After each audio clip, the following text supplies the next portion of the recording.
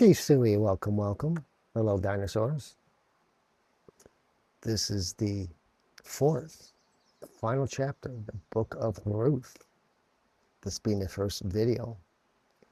And let's see what's in store for Booz now. Will he keep his word? Booz therefore went up to the gate, and he sat there, gate to the city.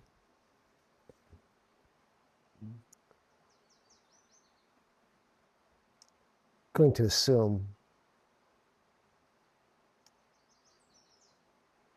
this being Bethlehem or on the outskirts, one of the villages, the townships just outside of Bethlehem. So when he had seen the 9 kinsmen, so the one according to the laws of Moses who should be marrying Ruth after her husband passed. So he sees this unnamed gentleman pass by, of whom the talk was had before. He said to him, "Hey, turn in a little while and sit here," calling him by his name. But Samuel doesn't give us his name. So he turned in and he sat. And Booz, he went and he takes 10 men of the city. So he goes inside the gate, takes 10 men, and he says, "Sit ye here." Adjacent to this, I'm assuming adjacent to the near kinsman. So sitting down, he speaks to the near kinsman. He says this: "Noemi, who is returned from the country of Moab, will sell the part of the field belonging to our brother Elimelech." Elimelech, her husband, "to our brother," he states. Now, understand this, as we learned from, 13 Genesis? Booz called Elimelech his brother, just as Abram called his nephew Lot his brother. Remember that? So it was a very generally used term of endearment. My brother. Being part of the family, my brother. Just like you would say, my daughter, though she is your daughter-in-law, or my mother, though she be your mother-in-law. So he continues, "belonging to the field of our brother Elimelech, which I would thee to understand, and would tell thee before all that sit, as well as the ancients of my people, if thou wilt possess it by the right of thy kindred, buy and possess it. But if it please thee not, tell me the same, that I may know what I ought to do, being he is also a kinsman. For there is no nigh kinsman saving thee, which art first, and me, who am second." So there is no excuse. There is no one else in line according to the precept of Moses who should be attributed to taking this young woman, Ruth, except these two, the unnamed gentleman and Booz. But he answers, "I will buy the field."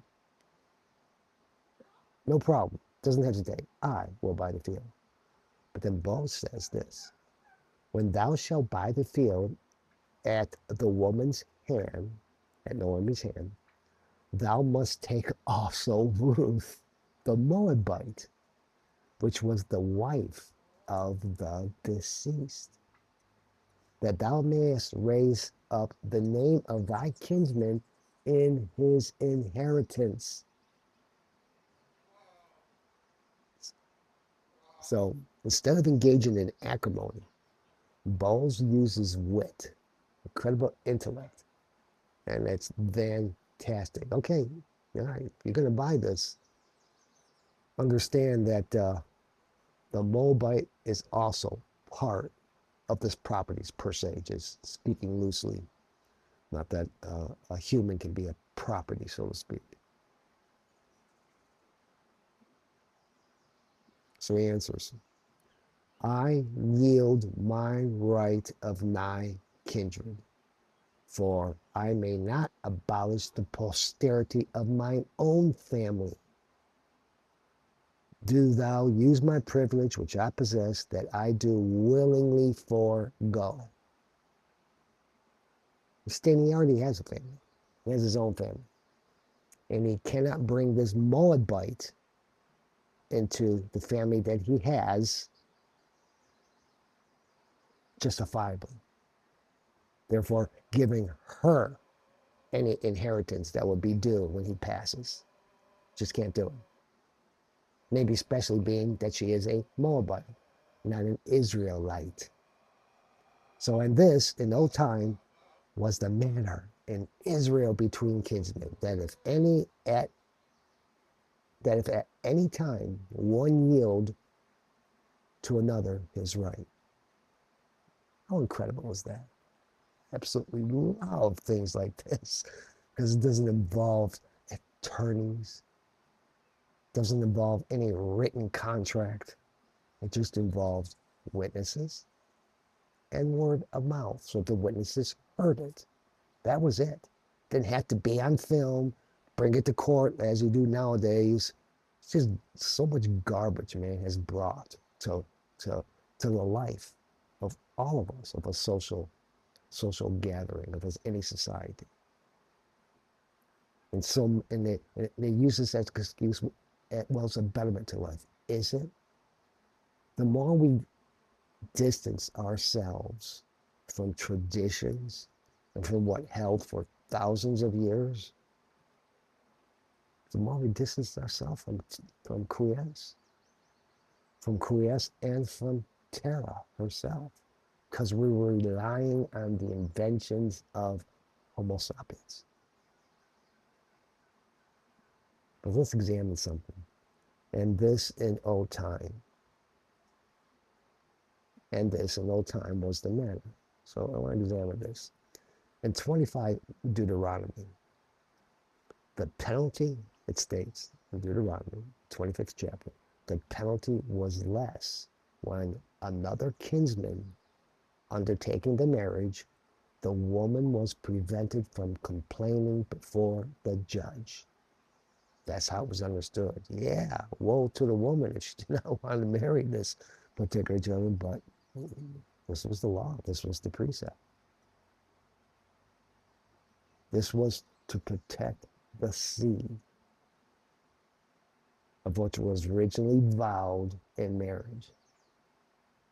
Whether there was child or children born or not. So Booz therefore said to the kinsman, take off thy shoe, which immediately he loosed from his foot. You remember this? The shoe, take off thy shoe.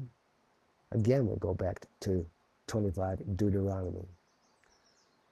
We'll recall this. I'll recall this with you. Probably won't get through it all, but we'll restart it.